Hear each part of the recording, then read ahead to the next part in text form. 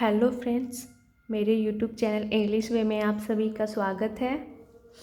चलिए शुरू करते हैं आज की स्टोरी, जिसका टाइटल है मिस्टर ग्रम्पीज हॉलीडे। यानी इसका मतलब हो गया मिस्टर ग्रम्पी की छुट्टी। अपॉस्ट्रोफी ऐसे यानी मिस्टर ग्रम्पी की छुट्टी। When anyone in the village saw Mr. Grumpy coming down the road, इसका मतलब हो गया जब एनीवन यानी कोई, इन द विलेज यानी गांव में, सॉ यानी देखता था, सी की सेकंड फॉर्म सॉ हो गई। मिस्टर ग्रम्पी यानी मिस्टर ग्रम्पी को, कमिंग डाउन यानी आते हुए, द रोड यानी कि सड़क पे। तो पूरा का मतलब हो गया जब कोई गांव में मिस्टर ग्रम्पी को आते हुए देखता था, he would run into a shop or walk off in a different direction. He would run यानी कि वह भाग जाता था, into यानी में, a shop एक दुकान में, या would walk off यानी कि चला जाता था, in a different direction यानी कि अलग दिशा में। तो ये हो गया। और वुड यहाँ पास्ट की रेपिटेशन को दिखा रहा है कि पास्ट में ऐसा होता था, एक बार नहीं बार बार ऐसा होता था। और वॉक ऑफ एक फ्रेजल वर्ब हो गया, जिसका मतलब हो गया चला जाता था, चला गया, इन अ डिफरेंट डायरेक्शन यानी कि अलग दिशा में। There was a reason for this, there was a reason यानी कि एक कारण था, फॉर दिस यानी इसका, यानी इसके पीछे एक कारण थी, क्यों लोग या तो किसी दुकान में चले जाते थे, या फिर जो जिस दिशा से वो जो मिस्टर ग्रम्पी आते थे उसके उल्टे दिशा में लोग भाग जाया करते थे। ये हो गया। और ये है मिस्टर ग्रम्पी। चलिए देखते हैं क्या है आगे। Mister Grumpy loved to grumble. Mister Grumpy को लव्ड यानी पसंद था, टू ग्रम्बल यानी कि बड़बड़ाने के लिए उन्हें पसंद था, बड़बड़ाना उन्हें पसंद था। He grumbled about the weather, his dinner, the vegetables, his neighbor's cat, the fish he had at lunch, his health, the color of Mrs. Honey's curtains, Miss Wilson's dog. The list was very very long. तो देखते हैं यहाँ तक। Mister Grumpy को बड़बड़ाना पसंद था, ही ग्रम्बल्ड यानी कि वह बड़बड़ाते थे। तो बड़बड़ाते थे यानी किसी चीज़ को लेकर वो शिकायत करते रहते थे, उसके बारे में बोलते रहते थे कि ऐसा नहीं वैसा नहीं, इस टाइप का वो बड़बड़ाते रहते थे। ही ग्रम्बल्ड यानी वो बड़बड़ाते थे, अबाउट यानी के बारे में, द वेदर यानी मौसम, हिज डिनर यानी अपने रात का भोजन, द वेजिटेबल्स यानी सब्जियों के बारे में, हिज नेबर्स कैट अपने पड़ोसी के बिल्ली, the fish he had at lunch यानी मछली जो उन्होंने, ही हैड एट लंच यानी कि जो दोपहर के लंच में, दोपहर के भोजन में उन्होंने खाया था, हिज हेल्थ अपने स्वास्थ्य, the colour of Mrs Honey's curtains यानी मिसेज हनीस की जो पर्दे थे उसके बारे में, मिस विल्सन्स डॉग यानी कि जो विल्सन्स के कुत्ते थे उसके बारे में, the list was very very long यानी जो लिस्ट था वो बहुत लंबा था। ये हो गया।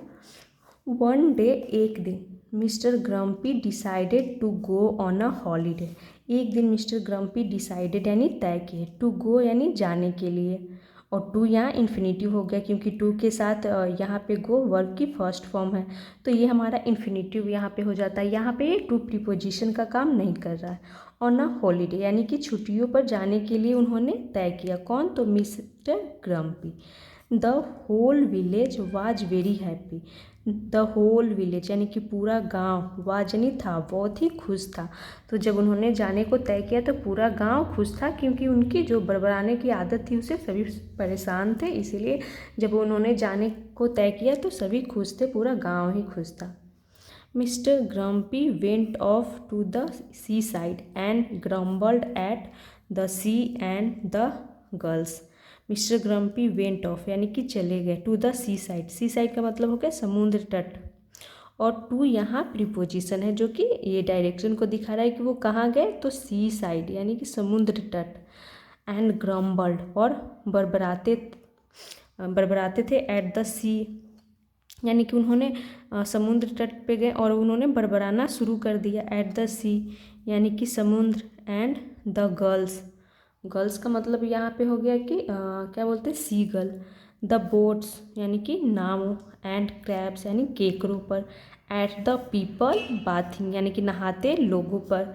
Children building and A sand Castle's यानी बिल्डिंग बनाते हुए बच्चों पर। सैंड कैसल्स यानी जो बालू के किले होते हैं वो बनाते हुए बच्चे, और बिल्डिंग बनाते हुए बच्चे पे वो बड़बड़ाने लगे। At the bed in the hotel यानी कि होटल का जो बेड था, बिस्तर, उस पे। And the behaviour of the waiters यानी कि जो वेटरों का बिहेवियर यानी व्यवहार था उस पर।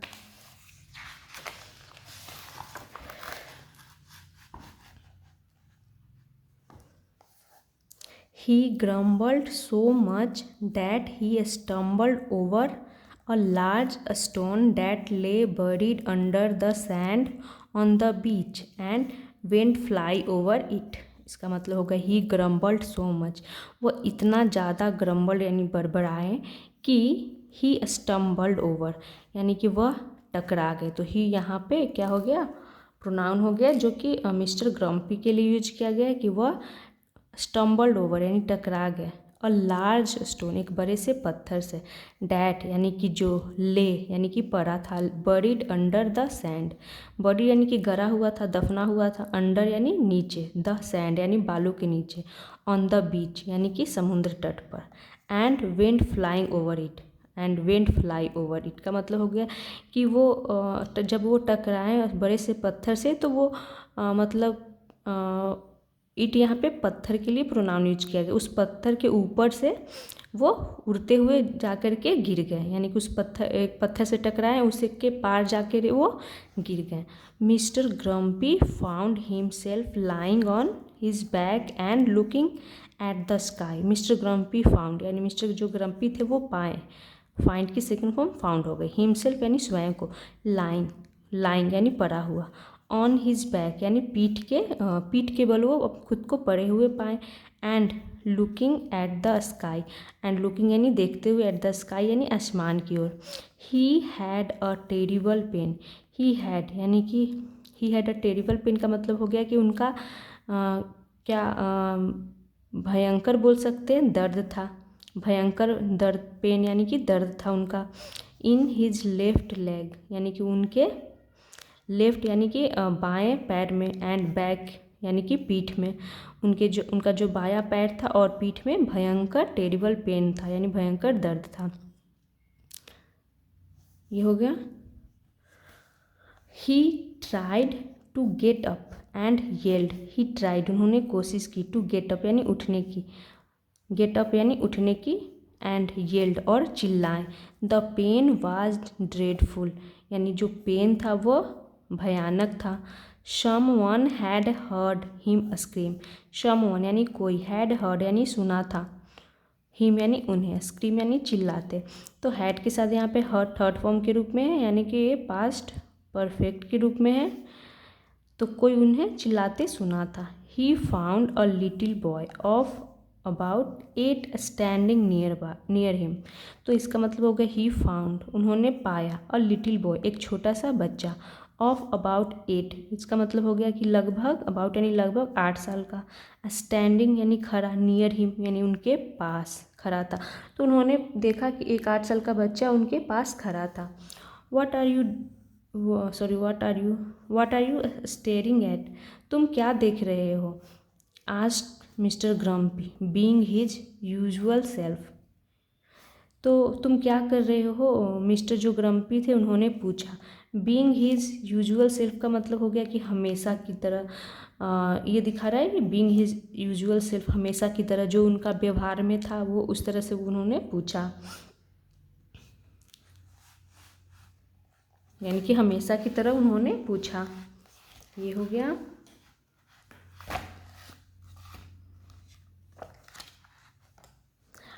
आई heard you scream sir, are you hurt. I heard मैंने सुना, यू स्क्रीम आपको चिल्लाते, सर यानी महोदय, आर यू हर्ट क्या आपको चोट लगी है। आस्क्ड द बॉय, उस लड़के ने पूछा। तो उस लड़के ने पूछा कि मैंने आपको चिल्लाते हुए सुना, क्या आपको चोट आई है? नो आई इंजॉय स्क्रीमिंग, नहीं मुझे मज़ा आता है। स्क्रीमिंग यानी चिल्लाने में मुझे मज़ा आता है, नहीं मैं इंजॉय कर रहा हूँ ऐसा वो बोलते हैं, नहीं आई इंजॉय स्क्रीमिंग यानी कि मुझे चिल्लाना पसंद है। अ स्टूपिड क्वेश्चन यानी कि बेवकूफ़ प्रश्न। हेल्प मी यानी मेरी मदद करो। Get up boy ordered mister grumpy, यानी मेरी हेल्प करो। गेट अप यानी उठने में, बॉय यानी लड़का, ऑर्डर्ड आदेश दिए मिस्टर ग्रम्पी। मिस्टर ग्रम्पी ने बोला कि मुझे मेरी मदद करो उठने में। I will fetch help wait said the boy and he ran off. I will fetch यानी कि मैं लाऊंगा, हेल्प यानी मदद। तो वो लड़का बोलता है कि मैं यानी कि मैं मदद लाता हूँ। तो यहाँ पे आई विल का कॉन्ट्रैक्शन हो गया आई विल। वेट रुको, सेड द बॉय लड़के ने कहा, एंड ही रैन ऑफ यानी कि वह चला गया वहाँ से। तो रैन ऑफ ये दिखा रहा है कि वो कैसे गया, तो दौड़ कर गया, दौड़ते हुए वो गया।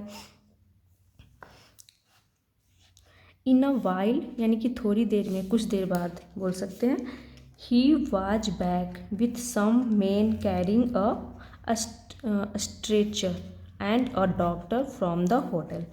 थोड़ी देर बाद ही बैक वह वापस आया, विथ सम मैन कुछ आदमियों के साथ, कैरिंग यानी कि लेकर के, कैरी करना यानी एक जगह से दूसरी जगह कोई चीज़ को लेकर जाने को कैरी करना बोलते हैं। और यहाँ पे मैन की प्लूरल फॉर्म मैन हो गई, यानी एक से ज़्यादा आदमी को दिखा रहा है। तो वो वापस आया कुछ आदमियों के साथ, और कैरिंग अ स्ट्रेचर एक स्ट्रेचर लेकर, एंड अ डॉक्टर एक doctor from the hotel, hotel से एक डॉक्टर लेकर। और स्ट्रेचर मतलब जो घायल व्यक्तियों को या फिर जो चल नहीं पाते उन्हें उठाकर ले जाया जाता है, उसे स्ट्रेचर बोलते हैं। The doctor checked and found that he had broken a bone in his leg.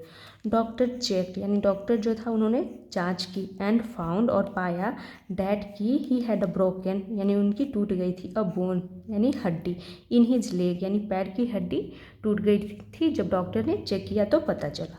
They carried mister grumpy, way carried यानी ले गए। तो दे भी यहाँ प्रोनाउन हो गए जो एक से ज़्यादा के लिए दिखाता है। तो एक लोग तो ले नहीं जा सकते थे, ज़्यादा लोग आए थे तो वो ले गए, इसीलिए यहाँ पे दे प्रोनाउन का यूज किया गया। दे कैरिड यानी वो ले गए मिस्टर ग्रम्पी को। ग्रम्बलिंग यानी बरबराते हुए।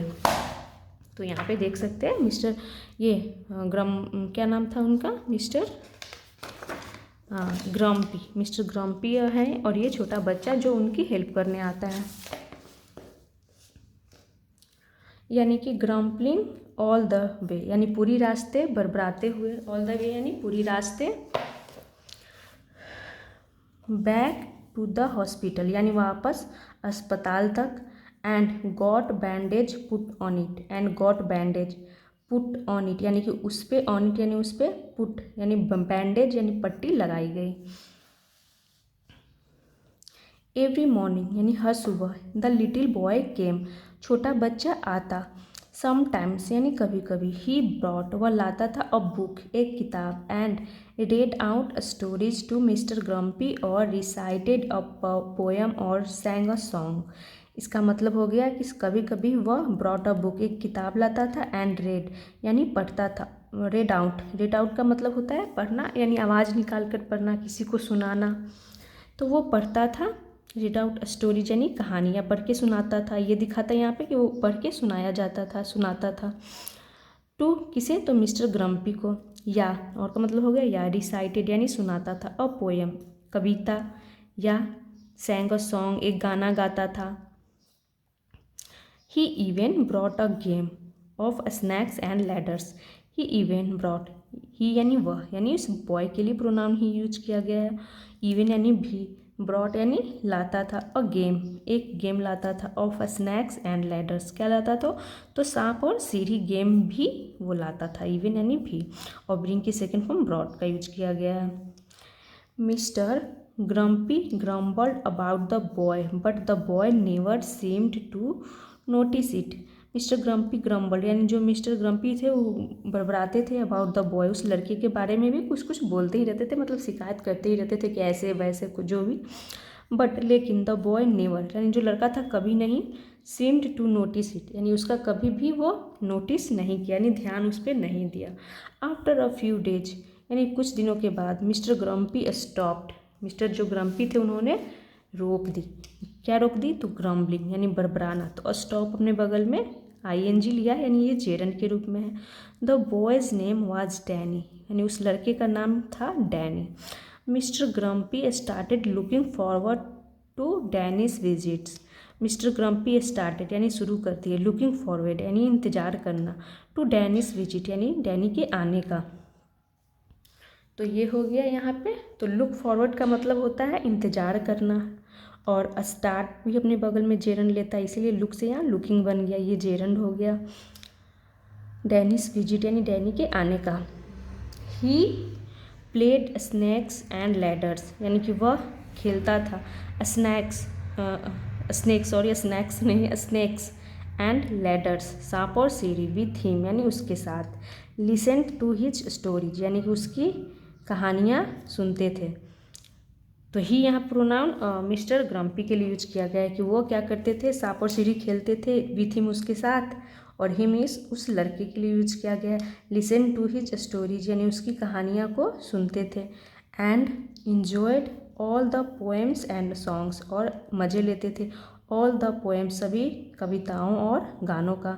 वन डे एक दिन मिस्टर ग्रम्पी सेंट भेजे एक वेटर को टू बाय यानी खरीदने के लिए सम न्यू गेम्स कुछ नए खेल। तो यहाँ पर भी टू इन्फिनिटिव हो गया। न्यू गेम्स यानी नए गेम्स लाने के लिए एक वेटर को भेजते हैं। फॉर डैनी यानी डैनी के लिए यानी उस लड़के के लिए। ही इंजॉयड वो आनंद लेते थे डैनीज हैप्पीनेस यानी डैनी उस लड़के के उस बच्चे के खुशियों का वो आनंद लेते थे। As he opened his new games as जब ही ओपेंड यानी वो खोलते थे हिज न्यू गेम्स अपना नया games. By the time mister Grumpy's holiday was over by the time mister Grumpy's holiday इसका मतलब हो गया जब तक मिस्टर ग्रम्पी का हॉलीडे यानी छुट्टी वाज ओवर यानी ख़त्म हुई। He had stopped being grumpy तब तक उन्होंने क्या किया, तो ही हैड स्टॉप्ड यानी उन्होंने रोक दी बीइंग ग्रम्पी यानी कि बीइंग यानी होना, ग्रम्पी यानी चिड़चिड़ापन होना उन्होंने रोक दी। तो यहाँ बी के जगह पे बीइंग का यूज किया गया है क्योंकि यह स्टॉप भी अपने बगल में जेरंड लेगा, इसीलिए बी से बीइंग हो गया। तो जब तक उनकी छुट्टी ख़त्म हुई तब तक वो क्या हो गए, तो वो बड़बड़ाने की जो आदत थी वो उन्होंने रोक दी, बंद कर दी। तो ये हो गया मिस्टर ग्रम्पी की स्टोरी। तो मिलते हैं नेक्स्ट वीडियो में, तब तक आप इस स्टोरी को देखिए, और अगर मेरी वीडियो आपको अच्छी लगती हो तो वीडियो को लाइक करें और चैनल को सब्सक्राइब करें। Thanks for watching.